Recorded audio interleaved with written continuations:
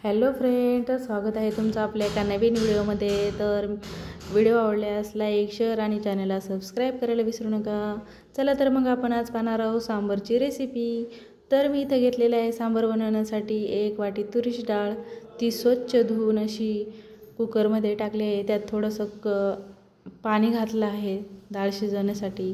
त्यानंतर थोडं तेल, हळद आणि तेल आपल्याला छान कलर आणि चव लागण्यासाठी घालायचं आहे। तर याच्या आपण आता झाकण लावून 3 शिट्ट्या काढून देऊ। आपल्या कुकरच्या 3 शिट्ट्या होईपर्यंत आता आपण सांबारचा मसाला बनवून घेऊ। त्यासाठी मी इथं ठेवलेलं आहे गॅसवर पातेलं ठेवल्यानंतर त्यात तेल घालून गरम झाल्यानंतर मी त्याच्यात जिरे आणि मोहरी घातली आहे। जिरे मोहरी छान अशी सोनेरी कलर आली की त्यानंतर आपल्याला त्याच्यामध्ये घालायचं आहे ठेचून घेतलेला लसूण। तर इथं लसूण पण घातलेलं आहे।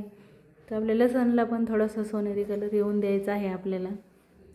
त्यासाठी छान असं हलवायचं आहे।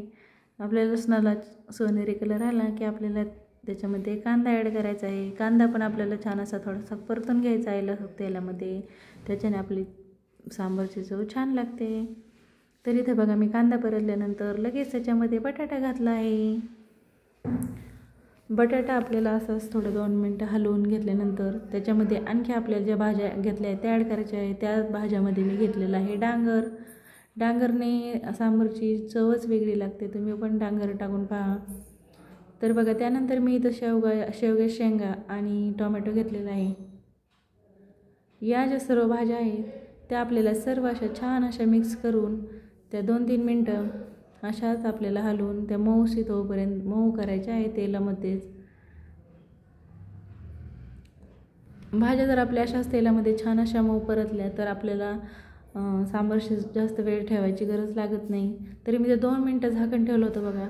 झाकण काढल्यानंतर छान अशा मऊ झालेल्या भाज्या। त्यानंतर मी सांबारमध्ये हिंग घालायला विसरले होते। तर बघा इथं मी हिंग आणि मीठ, आपल्या भाज्या लवकर थोड्याशा राहिल्या त्या लवकर मऊ होण्यासाठी मी थोडा मिठाचा वापर केला आहे।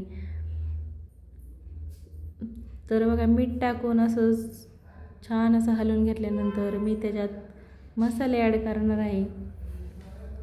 तर मसाल्यापैकी बघा कोणते मसाले आहेत ते, तर इथं आहे हळद घेतल्यानंतर मी इथं 2 चमचे लाल तिखट घेतलेलं आहे आणि 2 मोठे चमचे सांबार मसाला। तर मी काय जिथं जास्त मसाले घातलेले नाही, जेवढे होते माझ्याकडे तेवढेच घातलेले आहेत। तर बघा आपल्याला हे मसाले जे आहेत हे छान असे हलवून घ्यायचे आहेत। ह्या मसाल्याला छान असा कलर येण्यासाठी आपल्याला मसाला थोडा 2-3 मिनटं असा छान असा तेलात परतून द्यायचा आहे। त्याच्याने आपला मसाला कच्चा राहणार नाही आणि आपल्या सांबारला छान असा कलर येतो। त्याच्यामुळे आपल्याला मसाला परतायचा आहे। मसाला परतून झाला की आपल्याला त्याच्यामुळे मेन जी गोष्ट आहे ती म्हणजे चिंच आणि गुळाचं पाणी। त्याच्याने आपले सांबार छान आंबट आणि गोड चव लागते, ते घालायचं आहे। तर मी इथं पाव चमचा गूळ घातला होता चिंचच्या पाण्यामध्ये। तर बघा आपलं इथं गूळ ते पाणी मिक्स करून झाल्यानंतर आपण झाकण ठेवून देऊ मसाला बनण्यासाठी। तर इथं बघा आता आपण डाळ कुकरला टाकली होती ती शिजली का पाहू। तर बघा आपली डाळ छान अशी तयार झाली आहे आणि इकडं सांबारचा पण मसाला छान असा तयार झाला आहे। तर आपण आता त्याच्यामध्ये डाळ टाकून घेऊ।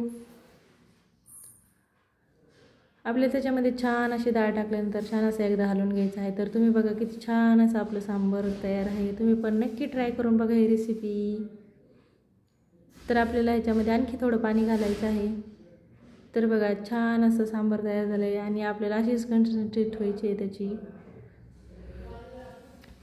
तर याच्यावर मी थोडीशी कोथिंबीर आणि चवीपुरतं थोडंसं वरतून मीठ घालणार आहे।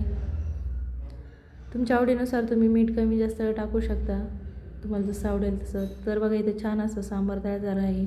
तर आपल्याला याला एक आणायची आहे उकळी।